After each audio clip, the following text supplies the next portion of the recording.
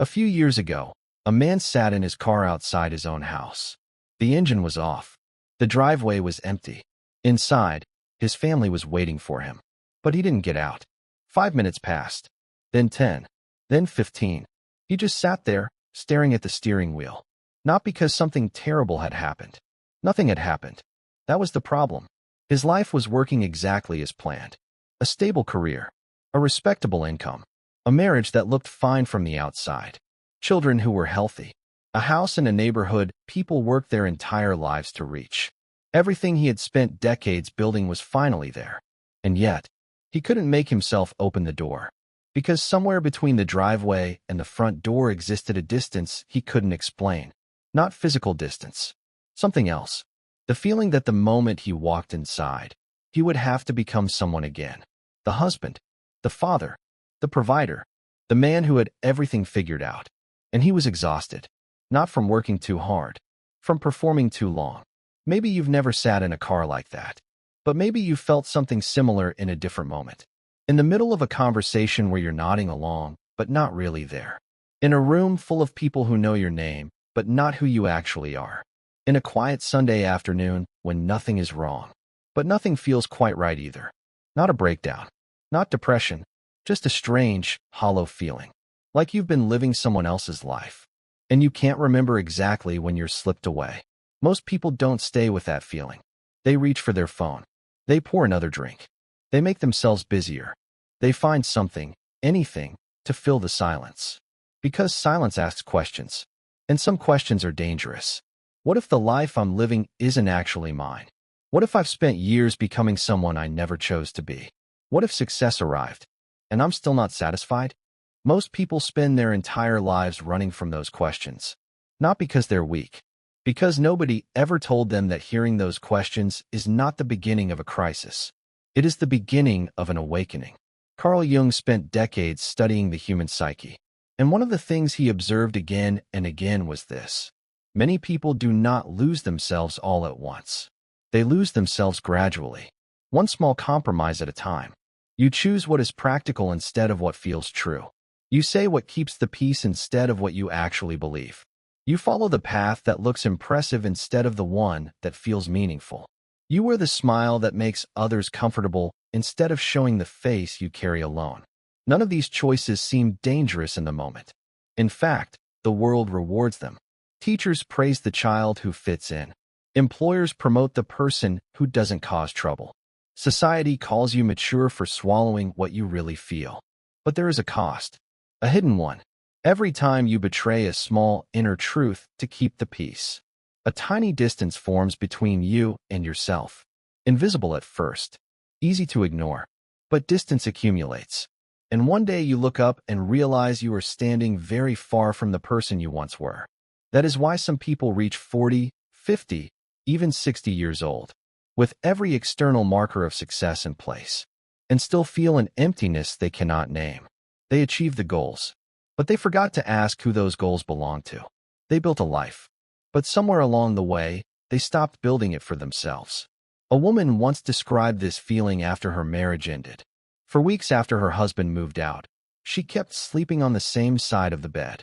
Her side, the smaller half. Even with the whole bed to herself, she stayed in her corner. One morning she stood alone in her kitchen.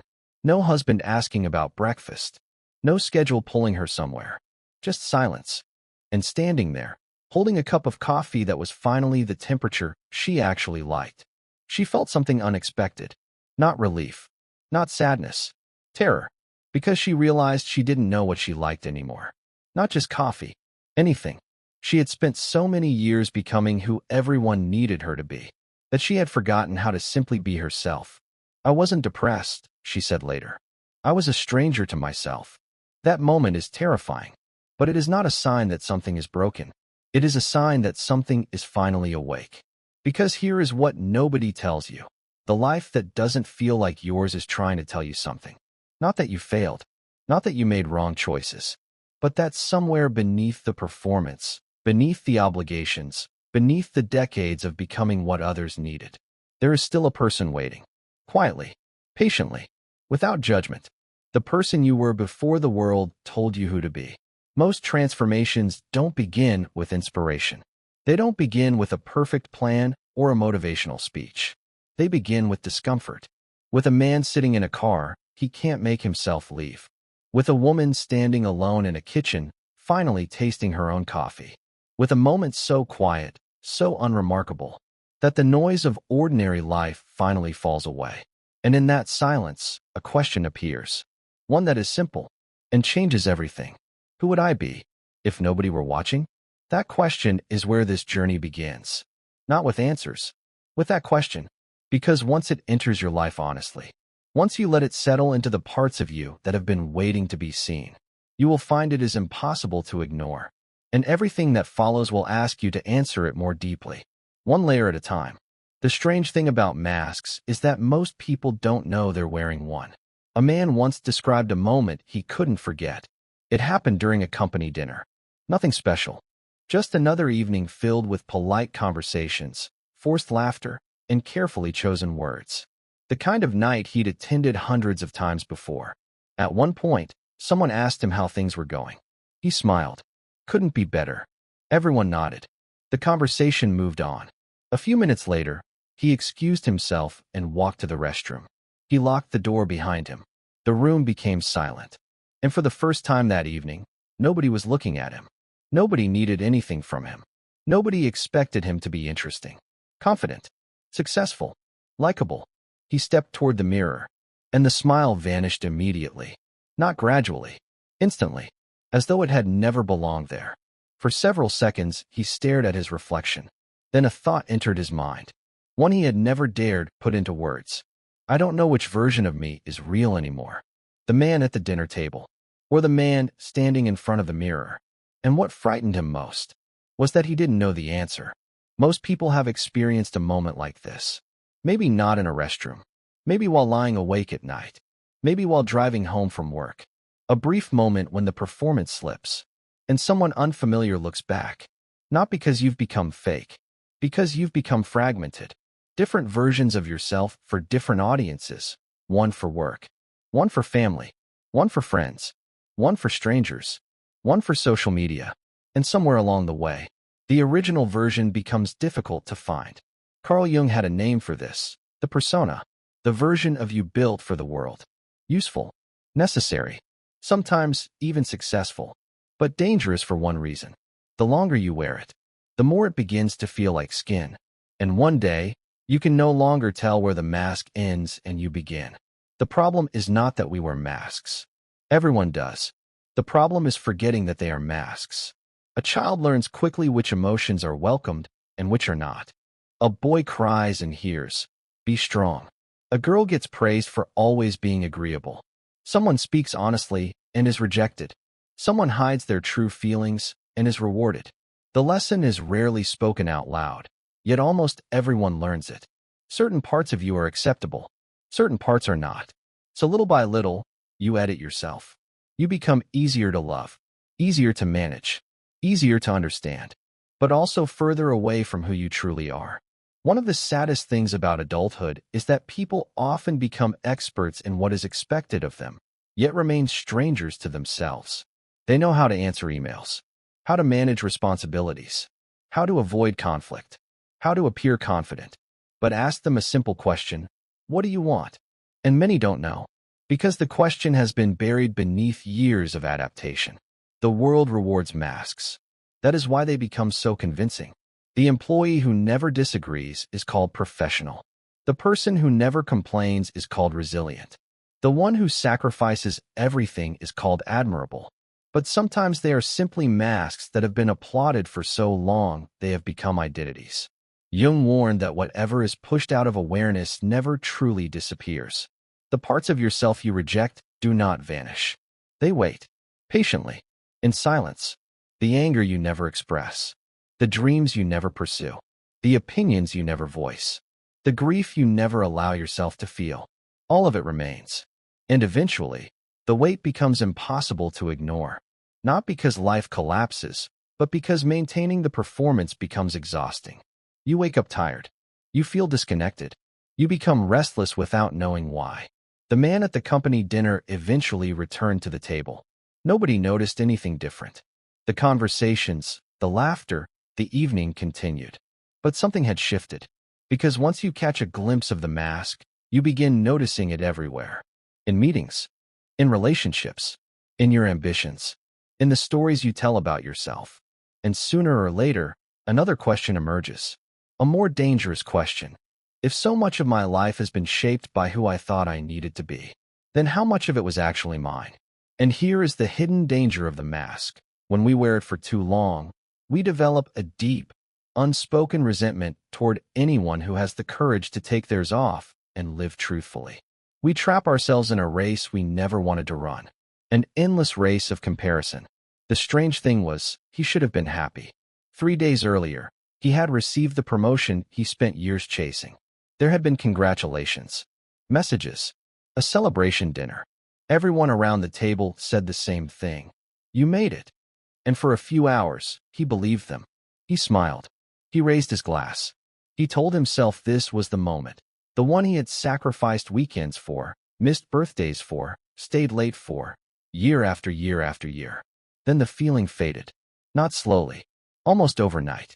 And now, 3 days later, he was sitting in an airport terminal scrolling through other people's lives. A former colleague had launched a company. A friend was traveling through Southeast Asia. Someone he barely knew had just bought a house that made his look small. The finish line had moved. Again, as it always did. And sitting there, surrounded by strangers, holding a coffee that had gone cold, a question appeared that he couldn't push away. Had he spent years climbing a ladder leaning against the wrong wall? Not chasing what he wanted, but chasing what he had been taught to want. And for the first time in years, he wasn't sure there was a difference. Several months after the airport incident, something strange began happening to the same man. Small things irritated him more than they should. A confident coworker annoyed him. Someone who spoke their mind felt arrogant. People who seemed free and spontaneous bothered him for reasons he couldn't explain.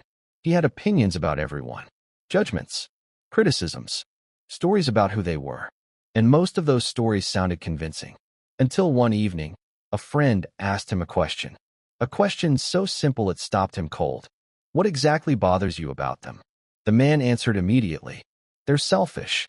His friend nodded, then asked another question. What makes you so sure? The conversation stayed with him. Not because he changed his mind. Because he couldn't stop thinking about how quickly the answer had come. No hesitation. No uncertainty. As though he had been carrying it for years. And maybe he had. Jung noticed something unusual about human beings. The qualities that trigger the strongest emotional reactions are often connected to something unresolved inside us. Not always, but often. The person who cannot tolerate weakness may be terrified of their own vulnerability. The person obsessed with control may secretly fear chaos. The person who constantly criticizes arrogance may be carrying unacknowledged pride. What we reject outside ourselves often points towards something we have rejected within ourselves. This does not mean every criticism is wrong. Some people are selfish. Some people are dishonest. Some people are genuinely difficult. Jung's point was something deeper. Why does one person's behavior stay in your mind for 5 minutes, while another person's behavior stays with you for 5 years? Why do certain people trigger emotions that feel far larger than the situation itself? The answer is rarely on the surface. A woman once described her reaction to a coworker. The coworker spoke confidently in meetings, shared opinions freely, never seemed worried about being liked. The woman couldn't stand her. Every meeting left her irritated. Every success felt undeserved. Every compliment directed toward that coworker made her uncomfortable. For years, she told herself the problem was obvious. She's arrogant. Then something unexpected happened. During a therapy session, she was asked a simple question. What if she isn't arrogant? The woman immediately pushed back. Of course she was arrogant. Everyone could see it. But the therapist continued. What if the thing that bothers you isn't her confidence? What if it's your permission? The room fell silent. Because suddenly another possibility appeared. The coworker was doing something she had never allowed herself to do. Speak freely. Take up space. Be visible. Risk disapproval. Everything she had spent years suppressing. That realization was painful. Not because it made her wrong.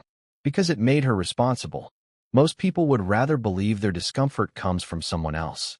It's easier, safer, cleaner. What Jung discovered was far more unsettling. Sometimes the people who disturb us the most are carrying pieces of ourselves we left behind. Pieces we buried, ignored, rejected, forgotten. This is why self-discovery rarely feels flattering. People imagine awakening as a beautiful experience. Light, peace, clarity. Sometimes it is, but often it begins with embarrassment. The realization that you've spent years running from parts of yourself. Not because they were bad, because they were inconvenient. The same man who sat in the airport eventually began noticing a pattern. The people he envied, the people he judged, the people who irritated him, all seemed to share something he lacked. Freedom, not money, not status. Freedom, the freedom to disappoint others, the freedom to speak honestly, the freedom to choose a different path. And slowly, an uncomfortable thought emerged. Maybe he wasn't angry at them. Maybe he was grieving the parts of himself he had abandoned. That is when the journey takes a difficult turn. Because once you stop blaming the world, you have to face yourself. And in the silence that follows, a new question appears. Not, who am I pretending to be? But, what parts of myself have I left behind? And that question leads directly to the next stage of the journey. The place most people spend their entire lives avoiding. Being alone with themselves. Most people are not afraid of being alone. They are afraid of what waits for them there. A person can spend an entire day surrounded by noise. Music in the car, podcasts in their headphones, television in the background, a phone within reach every waking moment, and still believe they enjoy solitude. But take everything away. The noise, the distractions, the endless stream of information, and something unexpected begins to happen. Thoughts emerge, feelings emerge, questions emerge, things that have been patiently waiting beneath the surface. Several years ago, researchers conducted an unusual experiment. Participants were asked to sit alone in a room. No phones, no books, no music, no conversation, nothing, just themselves. For many participants, the experience was surprisingly uncomfortable. Some became restless. Some became anxious. Some repeatedly checked the clock. A few even preferred mild physical discomfort to being left alone with their own thoughts. Think about that. Given a choice between silence and discomfort, some people chose discomfort. Jung would not have been surprised, because the modern world offers endless ways to avoid ourselves. And avoidance rarely looks dramatic. It looks normal. Busy schedules, constant stimulation, endless information. A life so crowded with activity that there is no room left for reflection. A woman once described her first year living alone after 23 years of marriage. At first, she hated the silence. The apartment felt unfamiliar. Dinner felt strange. Evenings stretched endlessly. She found herself turning on the television every night. Not because she cared about the program, because she wanted another voice in the room. Any voice. The silence felt unbearable. Then one evening, something changed. The television remained off. The apartment remained quiet. And for the first time, she allowed herself to sit with what she was feeling. What she discovered surprised her. She wasn't lonely. She was grieving. There is a difference. One needs company. The other needs honesty. For years, she had confused the two. She thought what she was missing was another person. What she was actually missing was a conversation with herself. One she had postponed for decades. Many people make the same mistake. They call it loneliness, but often it is something deeper, a separation from themselves, a distance that had quietly grown over years of becoming what everyone else needed. And in the silence, for the first time, it finally becomes visible. This is why solitude matters. Not because isolation is virtuous, not because being alone is somehow superior, but because there are things you cannot hear while the world is speaking. Your grief, your fears, your forgotten desires, your deeper values, your authentic voice. All of them speak softly, and soft voices disappear beneath constant noise. The silence many people fear is not empty. It is crowded, crowded with unfinished conversations, unacknowledged emotions, unlived possibilities, versions of yourself that never had the chance to fully emerge.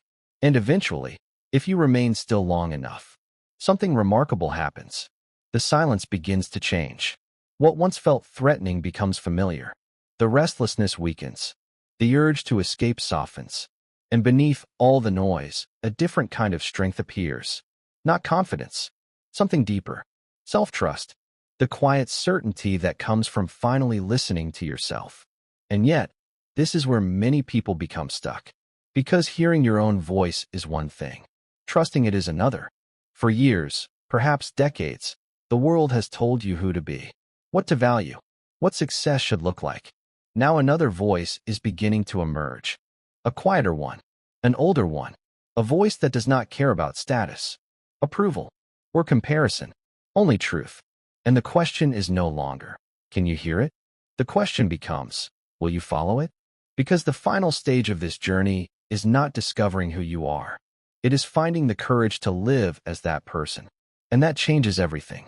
Several years after the moment in the car, after the questions, after the silence, after the long process of seeing himself more clearly, the man was offered another promotion.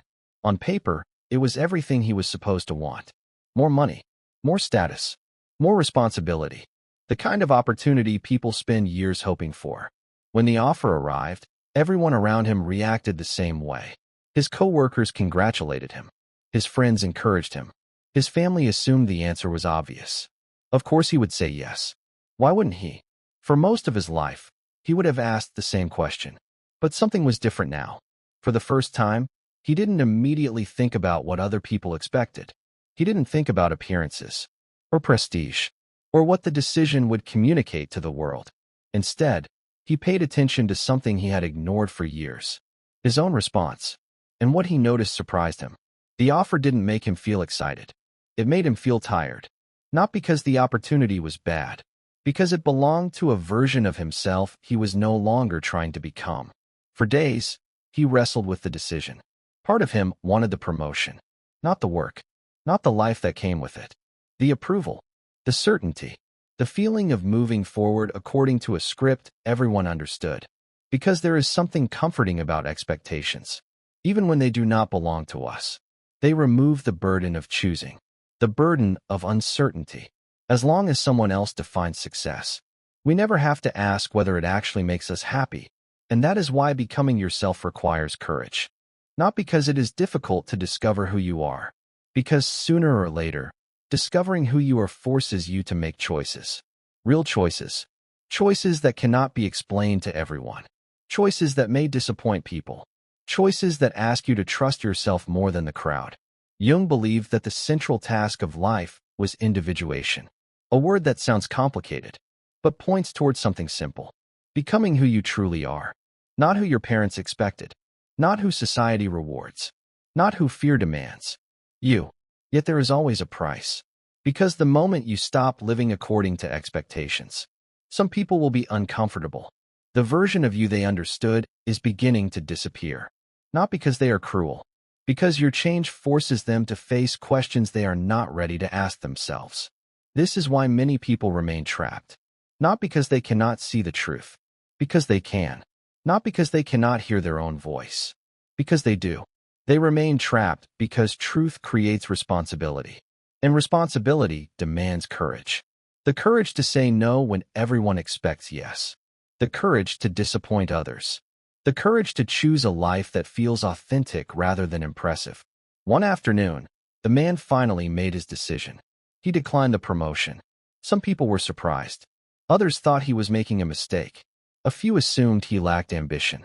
Perhaps years earlier, their opinions would have controlled him. But this time something unusual happened. He listened. He smiled. And then he continued walking. Because for the first time in a very long time, he knew why he was walking. That certainty did not solve every problem. His life remained imperfect. There were still doubts, still fears, still difficult days. But something fundamental had changed. The distance between himself and his life had begun to disappear. And perhaps that is what transformation really is. Not becoming someone new. Returning to someone forgotten. The child who once knew what fascinated them. The dreamer who once imagined a different path. The voice that existed before the world became so loud. None of those parts were ever lost. Only buried.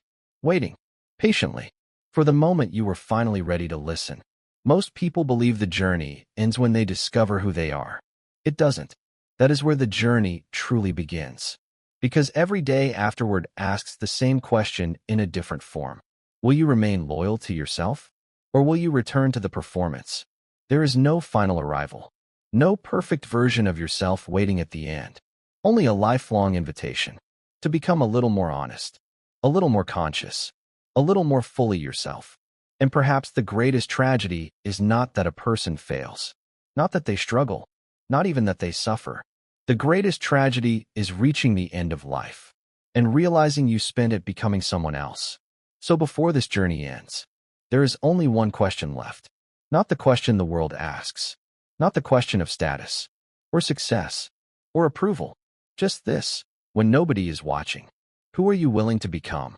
And whatever answer appears, have the courage to live it.